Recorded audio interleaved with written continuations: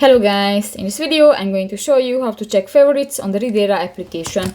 But first of all, I just want to mention, please don't forget to subscribe to our channel, because at 100,000 subscribers we are going to show you all YouTube revenue statistics and the growth strategy, how to make money online.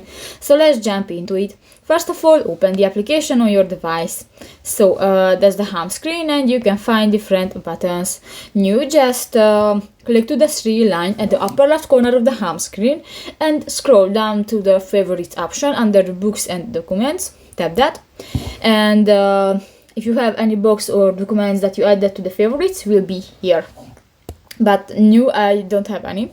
But if you want to add some documents to the favorites, just select a book, for example Mirror Grant the Feed, and if you want to add to your favorites, click to the start button and that's it.